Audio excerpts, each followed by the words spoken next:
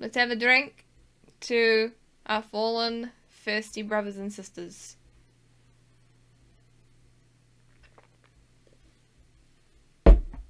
Hey guys, IceWire here, and welcome back to another video here on the channel. And today, as you can tell by the title and thumbnail and all that jazz, we're going to be talking about the Outer Worlds once more. We're going to be talking about a certain topic in particular.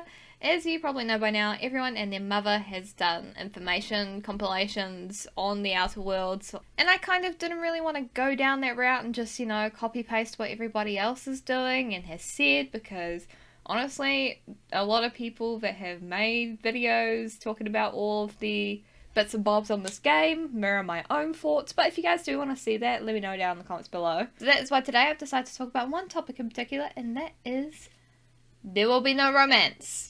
Who can say where the road goes, where the day flows, only time. Now the following information comes from an article on the website TechRaptor, so let's have a look at it.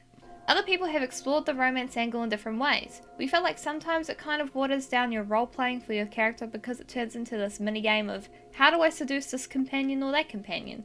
So it was just one of those things we felt wasn't really what we wanted to focus our time on. Instead of having romance options, Obsidian is working on a companion system that allows companions to show their displeasure for the choices that the player makes. If they don't like what the player is doing, they could potentially just leave mid-mission and go back to your ship, where you'll have to convince them to come back out.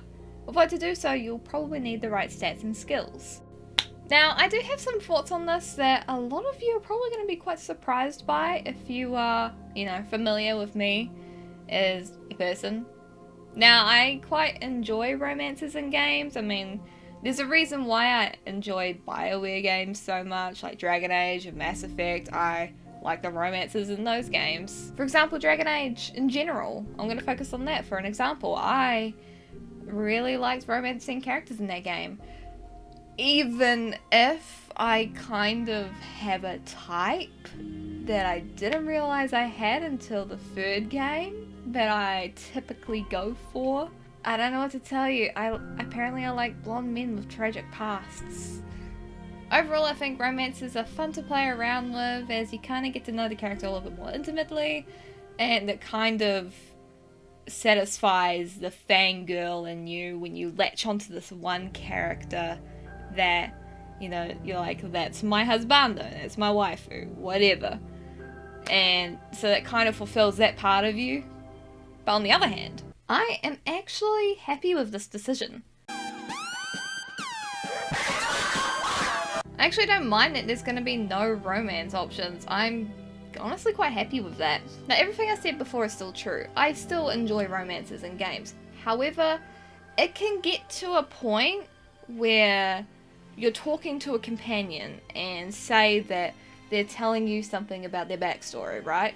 And then you kind of go into this mindset of, okay, cool, but I want to continue this romance, so I'm gonna avoid the question that I do want to ask and just go straight for the flirt option every time. Taking that into consideration, I'm quite happy that they're not going to be including romances. It lets us get to know the character, better and in a more genuine way without the distraction of, can I flirt with this person? I feel like a big part of RPG kinds of games is that if you meet an NPC or like a companion character that you find interesting, you want to get to know them more.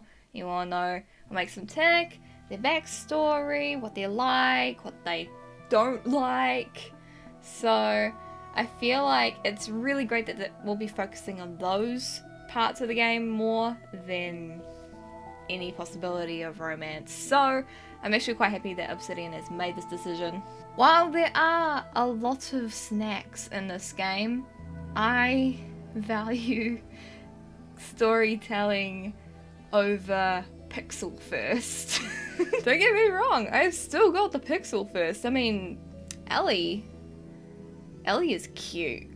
She's really cute. The finger guns kinda got me. However, I'm more than happy to just ignore all the romance and flirty options aside and focus on the nitty gritty of this game, which will be, of course, story based, getting to know characters, and how this world works. I feel like that's more important to a gaming experience than can I flirt with this girl or guy, you know? Anyway, that's my personal take on this topic in general, and now I'd like to know what you guys think. Are you cool with a lack of romances? Do you share my point of view? I hope I came across as coherent.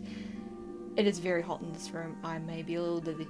Are you not okay with the lack of romances? If so, why?